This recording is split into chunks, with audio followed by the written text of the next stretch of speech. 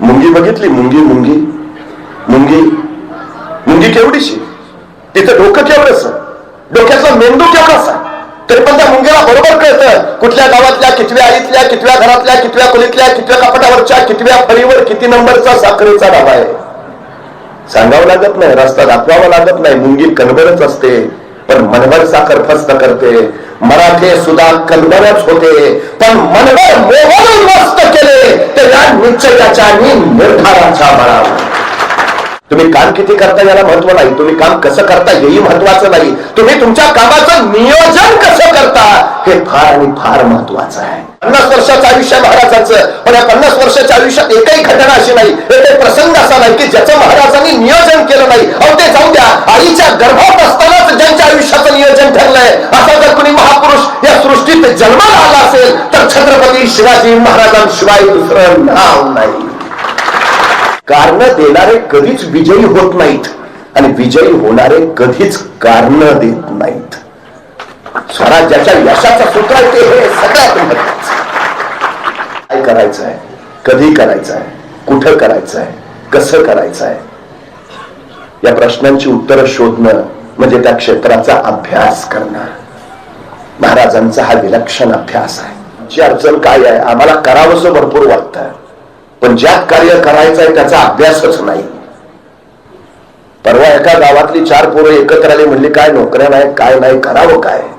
मग बराच वेळ विचार करून चौघांनी ठरवलं, म्हणले व्यवसाय पुत्र कुठल्या तरी, त्याशिवाय पर्याय नाही. चौघांनी डोकं लावलं, मग निर्णय झाला.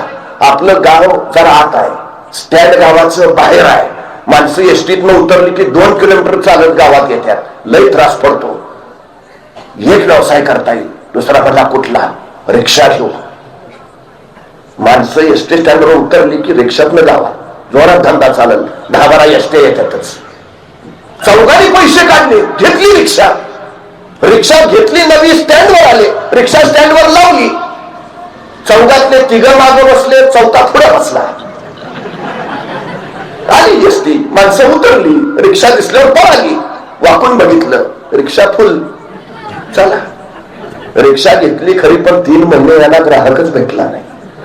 काय उपयोग नाही, या धंद्यात काय राम नाही, दुसरा कुठला तरी व्यवसाय चालू करू. म्हणजे कुठला करायचा, परत विचार करत बसली. परत एकाने काढला, म्हटलं गावात गाड्या भरपूर आल्यात, पण गाडी पंक्चर झाली तर पंक्चर काढायचं दुकान नाही, पंक्चर काढायचं दुकान टाकू. परत चौघांनी पैसे काढले, पंक्चर काढायचं दुकान टाकलं, पण 3 महिने झाले तर यांच्या पंक्चरच्या दुकानात एकही गाडी आली नाही. का? तरी पंक्चरचं दुकान 3ऱ्या मजल्यावर टाकलं होतं.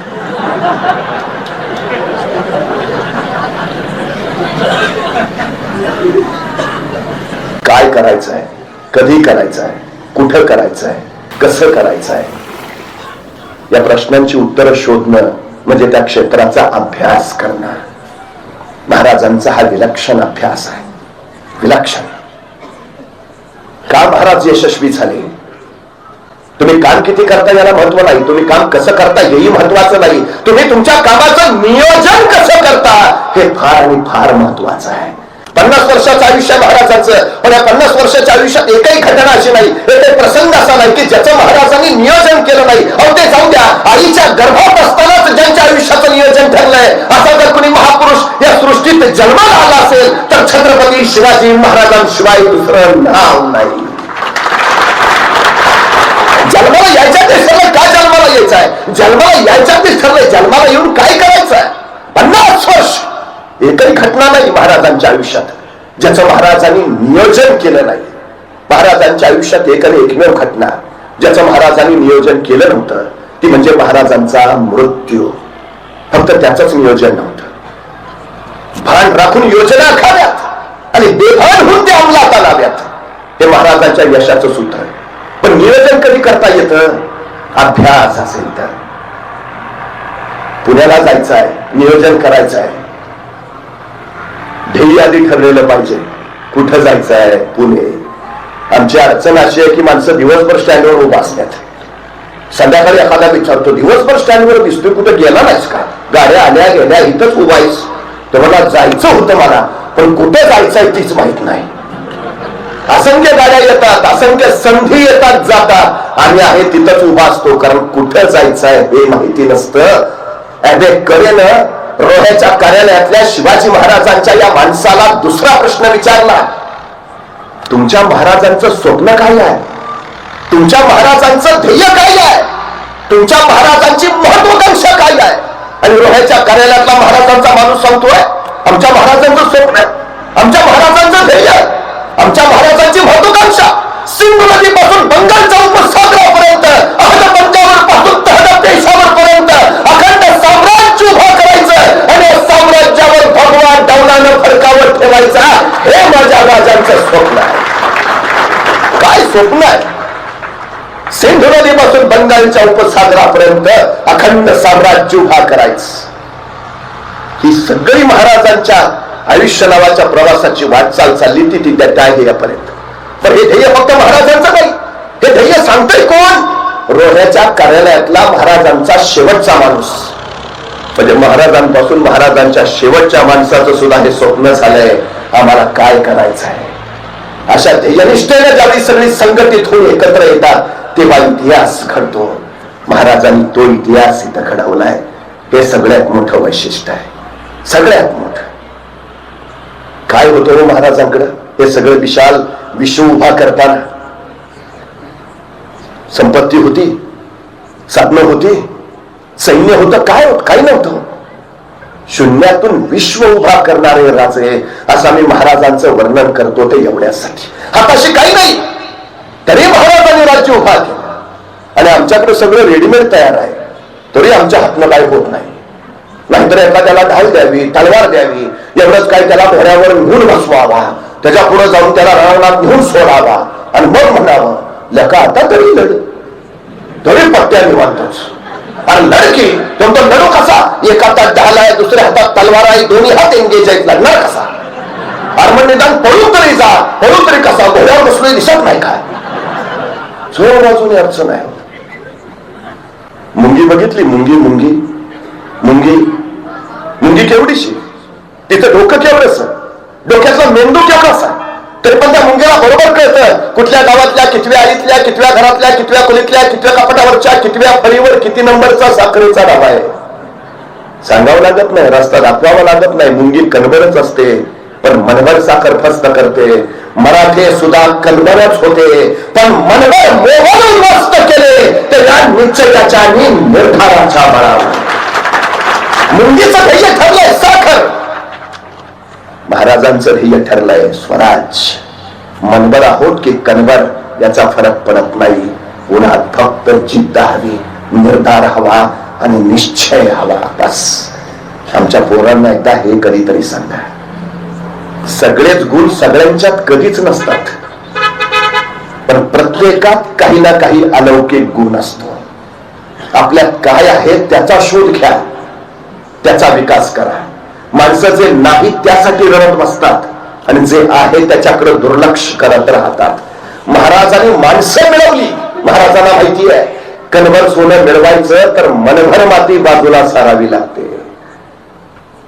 असंख्य माणसातून महाराजांनी हिरे वेचलेत, ते घडवलेत, त्यांना पैलू पाडलेत आणि मग ही माणसं नॅशनल कॅरेक्टर्स झालीत.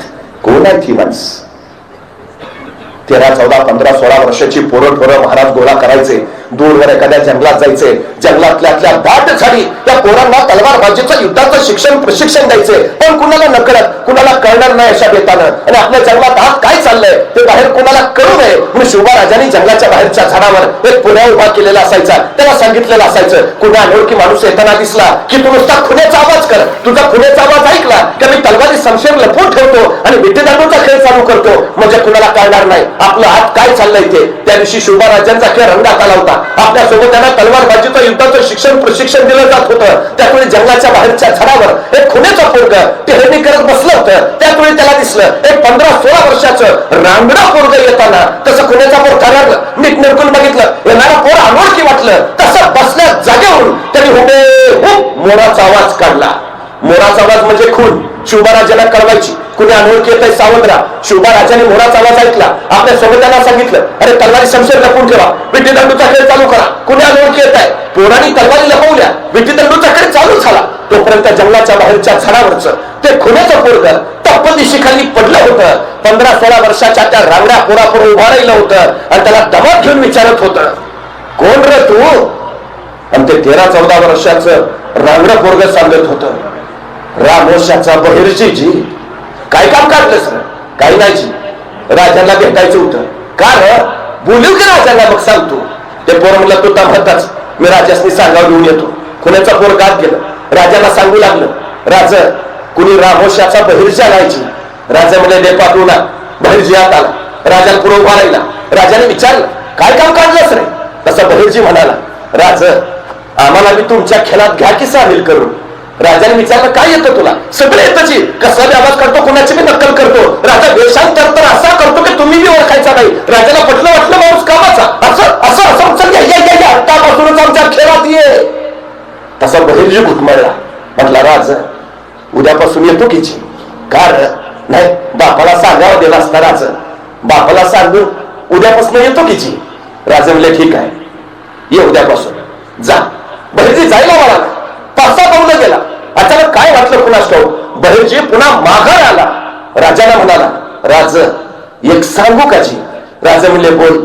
नाही, कुण्या अनोळखी माणूस आला तर तुम्हाला कळावं म्हणून तुम्ही झाडावर जो पोळ्या उभा केलाय त्याला सांगा ह्या दिवसात मोर वरडत नाही.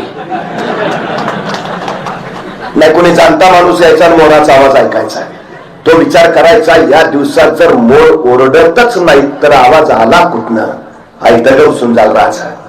राजाने माणसं गोळा केली. त्या शिदराखोऱ्यातली गिरकंदरातली अचूक ज्ञान सूक्ष्म निरीक्षण असलेली हाच बहिर्जी पुढे राजांचा गुप्तहेर प्रमुख झाला.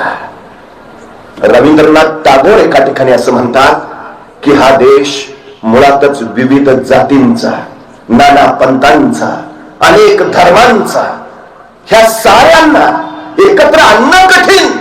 ते एकत्र जरी आले तर त्यांच्यात एकसंगता निर्माण करणं कठीण.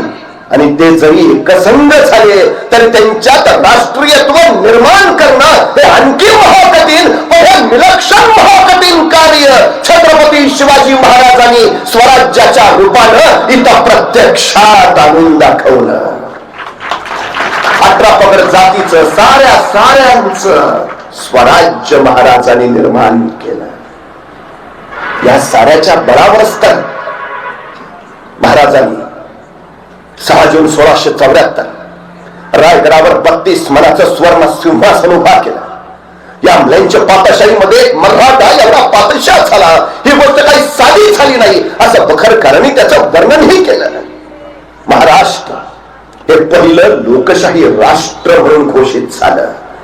शेतकऱ्यांचं, कष्टकऱ्यांचं, कामकऱ्यांचं राज्य अस्तित्वात आलं. पण महाराजांचा हा राज्याभिषेक होऊ नये यासाठी औरंगजेब जंग पछाडत होता. महाराजांचा राज्याभिषेक त्याला होऊच द्यायचा नव्हता. त्याला राहून आश्चर्य वाटत होत. 1665 9 वर्ष आधी मिर्झा राजे जयसिंह बरोबर महाराजांचा तह झाला. महाराजांकडे 40 किल्ले पैकी 23 किल्ले त्यांनी मुघलांना तहात देऊन टाकले. उरले फक्त 17 छोटे मोठे. जणू कमावलेलं सारं स्वराज्य महाराजांनी मोगलांना देऊन टाकलेलं तहात. आतापर्यंत केलेले सगळे कष्ट मोगलांच्या एखादा संपून गेला असता, खचून गेला असता, निराशित झाला असता. कमावलेलं सारं गेलं. फक्त छोटे मोठे 17 किल्ले. आणि त्याहून आणखी मोठं संकट महाराजांना आग्र्यात जावं लागलं. आग्र्याच्या कैद्यात महाराज अडकले. औरंगजेबाचा डाव तर महाराजांना ठार मारण्याचाच. महाराज जिवंत परत येतील का कुणालाच खात्री नाही. पण तरी त्या संकटावर महाराजांनी मात केली. महाराज आग्र्यातून निसटले. 1665 साली फक्त स्वराज्यात 17 किल्ले होते. अवघ्या 9 वर्षात महाराजांनी स्वतःला राज्याभिषेक करून घेतला. आणि 6 जून 1674 ला महाराष्ट्राच्या स्वराज्यात किल्ले होते 360. फक्त 9 वर्षात. फक्त 9 वर्षात फिनिक्स पक्षासारखी महाराजांनी राकेतनं फरारी घेतली आणि 343 किल्ले काबीज केली आणि राज्याभिषेक झाला. औरंगजेबाला कळत नव्हतं सगळं संपलेलं. हा राजा गरुड झेपेसारखा उभाही राहिला आणि अवघ्या 9 वर्षात त्यांनी स्वतःचा राज्याभिषेकही केला. होता कामा नये. आणि हा राज्याभिषेक मोडायची जबाबदारी त्यांनी इथंच नगर जिल्ह्यात श्रीगोंदा नावाचा तालुका आहे. त्या श्रीगोंद्याच्या भीमेच्या काठावर बहादूरगड नावाचा किल्ला आहे. त्या बहादूरगडावर औरंगजेबाचा दूध भाऊ होता, ज्याचं नाव होतं खान जहान बहादूर खान कोकलदार साहेबांचं. कसं जोरदार नाव आहे, खान जहान बहादूर खान कोकलदार साहेबांचं. आता काय काय लोक विचारतात त्याची बायको कसं नाव घेत असेल, तर आपल्याला काय करायचं, पण नाव जोरात आहे हो, खान जहान बहादूर खान कोकलदार साहेबांचं. पूर्वी आपली नावं पण जोरात होती. पूर्वी तानाजी, बाजी, येसाजी, कोंडाजी, करतोजी, म्हणजे कुणी आपलं नाव घ्यावं त्याला जी म्हणावंच लागायचं. स्वाभिमान दिला होता महाराजांनी आणि आमच्या हाताने आमची नावं बदलली. दुसऱ्यांची हांजी हांजी करायची सवय लागली. काय दिलं होतं महाराजांनी? स्वाभिमान. स्वाभिमान. पण याचं नाव जोरात खान जहान बहादूर खान कोकलदार साहेबांचं. औरंगजेबाने त्याच्यावर जबाबदारी सोपवलेली, महाराजांचा राज्याभिषेक उद्ध्वस्त करायची. पण ते राज्याभिषेक झाला आणि औरंगजेब भयान संतापला. त्यांनी या बहादूर खानाला खरमरीत पत्र लिहिलं, तू करतोस काय, राज्याभिषेक झाला.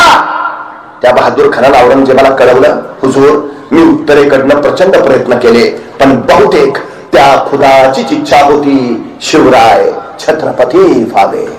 काय अलौकिक उत्तर आहे. तो सांगतो मी प्रचंड उत्तरेकडनं प्रयत्न केले, पण बहुतेक त्या परमेश्वराचीच इच्छा होती महाराज छत्रपती व्हावे. आम्ही बाबर काय करणार. पण त्याला माहिती होतं आपलं उत्तर काय औरंगजेबाला पटणार नाही. एक तर राज्याभिषेक व्हायला नको होता, झालाय. औरंगजेबाचा सगळा राग इथनं पुढे आपल्यावर निघणार. औरंगजेबाचा संताप परवडणारा नाही. बहादूर खानाला माहिती होतं काही झालं तरी आपल्यावरचा औरंगजेबाचा राग गेला पाहिजे. औरंगजेबाचा कसा राग घालवायचा हे त्याला माहिती होतं. त्याला माहिती होतं टेबला खालून दिलं म्हणजे टेबलावरून काम होतं. पैसे म्हटलं की औरंगजेब पागलायचा. आपल्यावरचा राग जावा यासाठी बहादूर खानानं लगेच आग्र्याला पत्र पाठवलं, हुजूर जे व्हायचं ते झालं, पण इथं बहादूरगडावर मी 1 कोटी रुपये नगद गोळा करून ठेवले आणि 200 दक्षिणी घोडी, बस एवढा पावसाला संपू द्या. हे 1 कोटी रुपये आणि 200 घोडी लगेच आग्र्याला पाठवतो. औरंगजेबानं पत्र वाचलं, 1 कोटी नगद, भले मोठे शाबास शाबास, ते लवकर लवकर लवकर पाठवून दे आणि हितनं फुरजा नीट राहा. 1 कोटी म्हटल्यावर औरंगजेबाचा रागच गेला.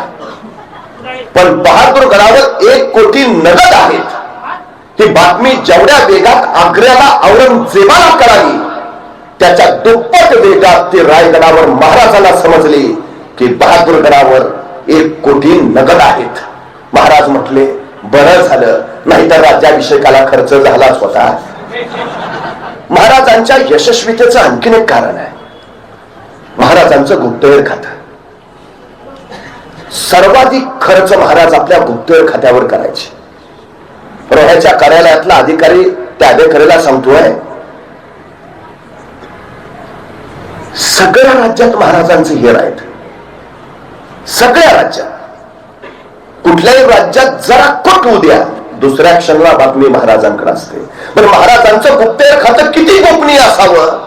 महाराजांच्या गुप्तहेर खात्यातल्या बहिर्जी नायकांशिवाय इतर हेरांची नावं सुद्धा इतिहासाला माहिती नाहीत अजून.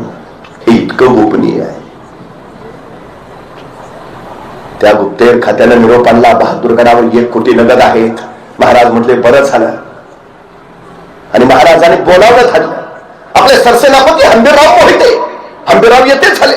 जी महाराज, हंबीरराव बहादूरगडावर 1 कोटी नगद आहेत. आणतो.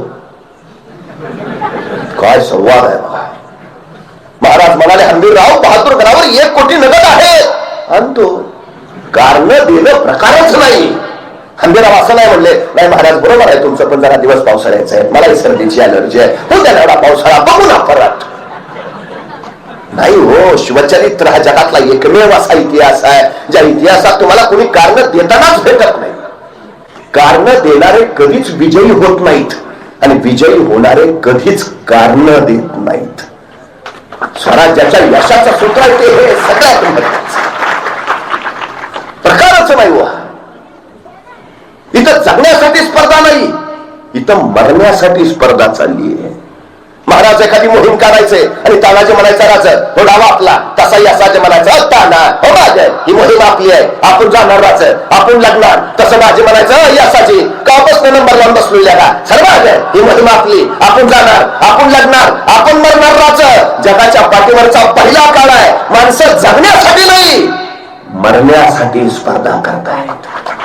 कारण देणं प्रकारच नाही. महाराजांनी सांगितलं हंबीरराव बहादूरगडावर 1 कोटी नगद आहे आणि तो अन्न सोपं आहे. बहादूरगडावर 35,000ची खडी फौज आहे. त्या 35,000 फौजेच्या तावडीतनं 1 कोटी आणायचे म्हणजे किमान 50,000ची फौज घेऊन गेला पाहिजे. मग रायगडावर त्यावेळी 50,000ची फौज आहे नाही हो. स्वराज्याची पद्धत अशी दसऱ्याला सीमोल्लंघन करावं, स्वराज्य संवर्धनासाठी बाहेर पडावं, अक्षय तृतीयेला परत यावं आणि शेतीच्या कामाला लागावं. स्वराज्याचं सगळं सैन्य महाराजांचा राज्याभिषेक उरकून स्वराज्याची स्वतःची शेतीवाडी करायला शेताकडे गेलाय. रायगडावर सैन्य आहे कुठं? इथला शेतकरी हाच स्वराज्याचा सैनिक आहे आणि स्वराज्याचा सैनिक हाच इथला शेतकरी आहे. मल्टी स्किल लेबर पॉलिसी हे महाराजांच्या स्वराज्याचं सगळ्यात मोठं गमक आहे. माणसं कमी आहे, एकाच माणसावर अनेक जबाबदारी आहे. Multi skill labour policy. सैनिकही तो आणि शेतकरी तो. अर्थव्यवस्था कशी गतिमान केली आहे. पूर्वी बरं होतं, आमच्याकडे 100 एकर जमीन होती, मग 4 वाटे झाले, त्यांची 12 पोरं, परत 12 वाटे झाले, आता 6.25 एकर आले. महाराजांनी तसं नाही केलं. एक मुलगा शेती करत असेल तर दुसरा सैन्यात होता.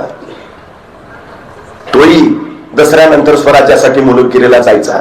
त्यामुळे सैनिकाचा पगार घरी येत होता. दुष्काळ पडला, अतिवृष्टी झाली, अडचण होत नव्हती. पर्याय तयार करून ठेवलेले महाराजांनी. हे महाराजांच्या स्वराज्याचं वैशिष्ट्य आहे. 0 दरानं शेतकऱ्यांना कर्ज देणारा पहिला राजा आहे छत्रपती शिवाजी महाराज. दुष्काळ किती भयान पडलाय त्यावेळी.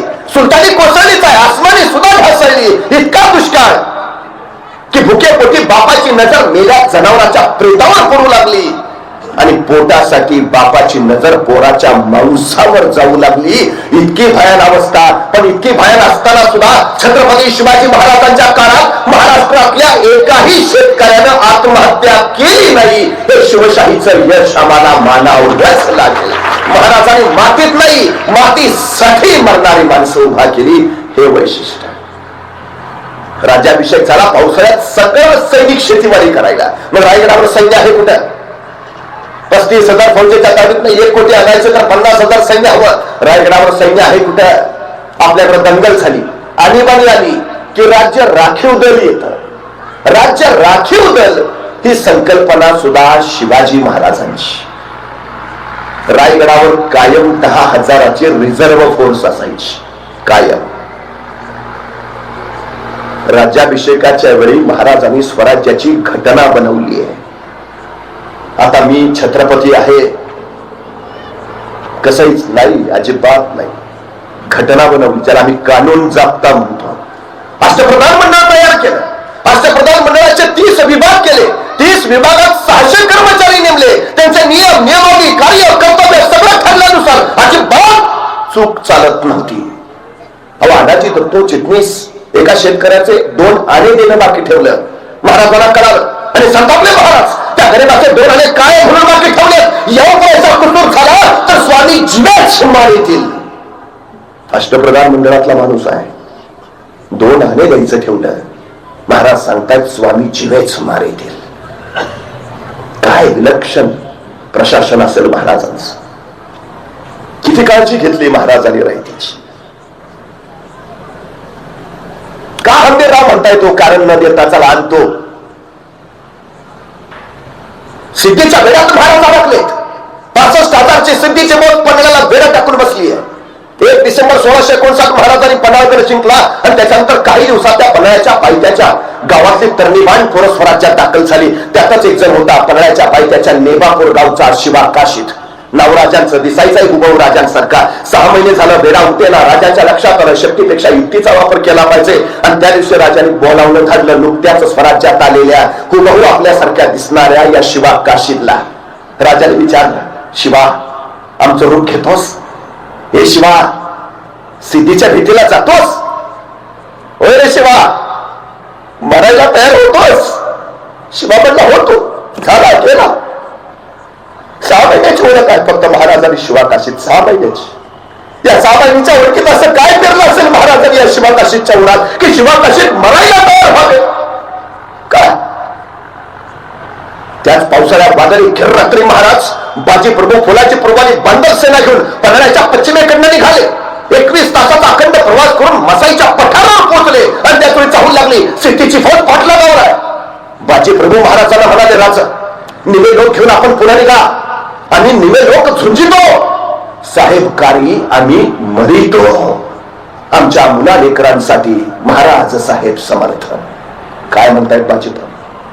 निमे लोक घेऊन तुम्ही पुढे निघा. राजे म्हणले, नाही नाही बाजी, इथंच सारे लढू, सोबत लढू. नाही राजा, लाख मेले तरी चालतील पण लाखाचा पोशिंदा वाचला पाहिजे. राजाने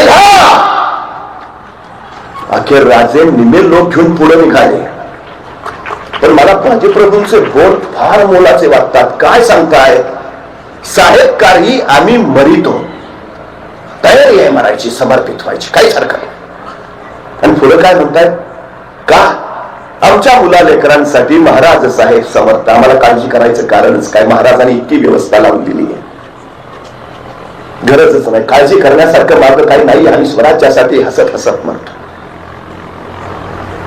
बघता बघता त्याच्या खिंडीमध्ये रण पेटलं. बाजी कडाडत राहील. जाऊन सांगा त्या यमाला, जोपर्यंत राजे विशाळगडावर पोहोचल्याचे तोपर्यंत आवाज कानावर पडत नाही तोपर्यंत हा माझे प्राण सोडणार नाही. राजे विशाळगडावर पोहोचल्याचे तोफांचे आवाज झाले आणि शिर तुटले. बाजी कोसळले, स्वराज्यासाठी समर्पित झाले. फुलाजी प्रभू बांधव सेना सारे मारले गेले. गजखिंड पावन खिंड झाली. बाजी प्रभू फुलाजी प्रभू स्वराज्यासाठी समर्पित झाल्यावर महाराज त्यांच्या सिंध या गावी गेले. त्यांच्या कुटुंबियांचं सांत्वन केलं. बाजी प्रभू फुलाजी प्रभूंना एकूण 8 मुलं. त्यांच्या 8ही मुलांना महाराजांनी स्वराज्याच्या सेवेत दाखल करून घेतलं. अनुकंपा तत्वावर नोकरी ही योजना शिवाजी महाराजांची. आता ठीक आहे, ज्यांची मुलं वयात आली त्यांना सेवेत घेता येईल. पण काही सैनिक असे आहेत की जे लढताना धारातीर्थी पडले पण मुलं छोटी आहेत. खर्ची पडलेल्या सैनिकांच्या छोट्या मुलांचं काय? महाराजांनी रायगडावर आपल्या सैनिकांच्या मुलांसाठी बाल दरवेशी गृह उभारलंय, ज्याला आम्ही आता वसतिगृह म्हणतो. बाल दरवेशी गृह. तिथं या मुलांच्या संगोपनाची, संवर्धनाची, शिक्षणाची आणि प्रशिक्षणाची व्यवस्था केली जायची. स्वराज्यातून ते योग्य वयात येताच त्यांना स्वराज्याच्या सेवेत घेतलं जायचं. आता काही लोक म्हणतील, ठीक आहे छोट्या मुलांचं झालं, पण काही सैनिक असे असतील की नुकतंच लग्न झालंय आणि तो लढाईवर गेला आणि मारला गेला. आता घरी फक्त त्याची विधवा पत्नी आहे, तिचं काय? आपल्या खर्ची पडलेल्या सैनिकांच्या विधवा पत्नींसाठी महाराजांनी 350 वर्षापूर्वी फॅमिली पेन्शनची योजना आणली आहे. किती पेन्शन द्यावी त्याच्या पत्नीला तेही ठरवलं महाराजांनी घटनेत. तो सैनिक लढाईत मारला गेला तेव्हा त्याला शेवटचा पगार जेवढा होता त्या पगाराच्या निम्मी रक्कम त्याच्या विधवा पत्नीला आयुष्यभर पेन्शन म्हणून मिळायची. हे 350 वर्षापूर्वी केलंय महाराजांनी. बरं ठीक आहे, तुम्ही मला विधवा पत्नींचंही झालं, पण काही सैनिक असे असतील अजून लग्नच झालं नाही, तो लढाईला गेला, मारला गेला, घरी फक्त आता वृद्ध आई वडील आहेत, त्यांचं काय? आपल्या सैनिकांच्या वृद्ध आईवडिलांसाठी महाराजांनी अडीशेरी नावाची योजना चालू केली आहे.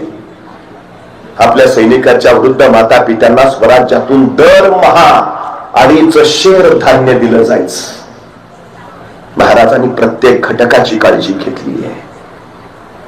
महाराजांनी स्वराज्यच नाही उभा केलं, या स्वराज्याचं त्यांनी सुराज्य केलंय. स्वराज्य माझं राज्य आणि सुराज्य लोककल्याणकारी राज्य. सुराज्य उभा केलं महाराजांनी. म्हणूनच डॉक्टर बाबासाहेब आंबेडकर असं म्हणतात की या देशाची राज्यघटना तयार करताना माझ्या डोळ्यापुढे छत्रपती शिवाजी महाराजांचं स्वराज्य होत. एवढंच नव्हे, आपल्या प्रत्येक पत्राची सुरुवात डॉक्टर बाबासाहेब आंबेडकर जय शिवराय लिहायचे आणि मग खाली लिहायला सुरुवात करायचे. काय विलक्षण आहे. पाश्चात्य राष्ट्र आज छत्रपती शिवाजी महाराजांना व्यवस्थापनाचे विश्वगुरू मानतात. व्यवस्थापन हा शब्द सुद्धा प्रचलित नव्हता त्यावेळी महाराजांनी मॅनेजमेंटचा एक विलक्षण आयाम महाराष्ट्रात निर्माण करून ठेवला आहे.